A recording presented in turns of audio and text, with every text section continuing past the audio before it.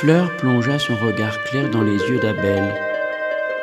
Ce regard venait d'en haut, car Fleur était debout et Abel assis. La table les séparait. Le petit déjeuner en avait pris possession. Abel aimait cet instant silencieux qui réduisait l'échange à sa plus simple expression. Comme d'habitude, la lueur bleue était insoutenable. Abel se coula avec un air angélique dans cette parenthèse du temps et caressa son bol de lait. La chaleur mordait ses phalanges. Ce fut voluptueux au début, puis intenable. Pourtant, Abel s'appliqua à maintenir le rythme de son geste. Ses deux mains s'écartèrent ensuite comme deux ailes de papillon, puis se refermèrent nerveusement sur la faïence. Le bol et le regard d'Abel montèrent en même temps et s'immobilisèrent un court instant. La lueur bleue était animée par des étincelles ironiques. Abel savait qu'elle précédait une brisure dans le silence. La question tomba, auréolée d'un sourire semblable à un fruit confit sur une pâtisserie chaude. « Petit Abel, quelle douce pensée tourne dans votre tête ?» Abel pencha sa tête sur le côté et ferma les paupières. D'autres paroles devaient suivre. Elles ne se firent pas attendre. « Petit Abel, si vous descendez, n'oubliez pas le pain. » Abel s'inclina légèrement, buvant son lait, puis il se leva et mit sa veste. Fleur entendit la porte se refermer. Abel fit 50 mètres sur le trottoir et entra dans le bar de la Colombe de son allure de sortie de messe. « Un petit noir, monsieur Abel, comme d'habitude ?»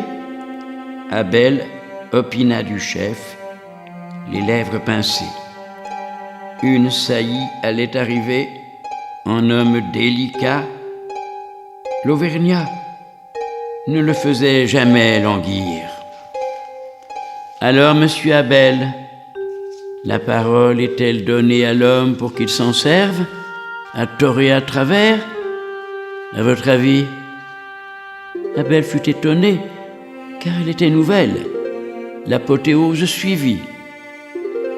Monsieur Abel, quelle sombre pensée tourmente votre âme en cette matinée? Abel leva les yeux et les bras au ciel. Son café bu, il tourna les talons. Il fit 100 mètres sur le trottoir et entra dans la boulangerie. La boulangère était pulpeuse et colorée comme une pomme. Ses grands yeux gourmands se tournèrent vers Abel. « Une baguette bien cuite, monsieur Abel, comme d'habitude ?» Les mots étaient bien articulés et le timbre clair comme celui d'une flûte douce. Abel se délectait déjà de ce qui allait suivre.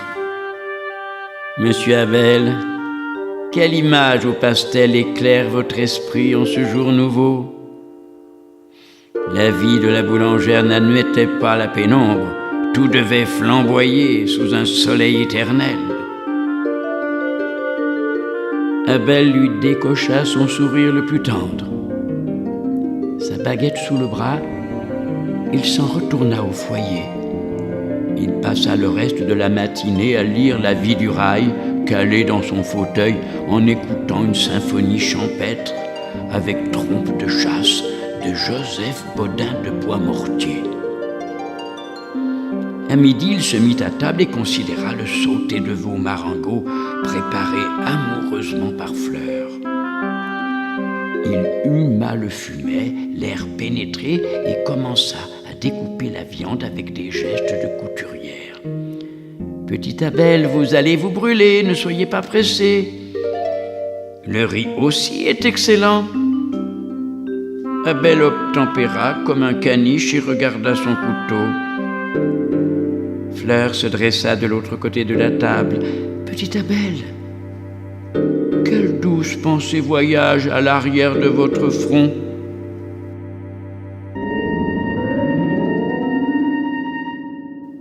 Le geste fut prompt et non prémédité.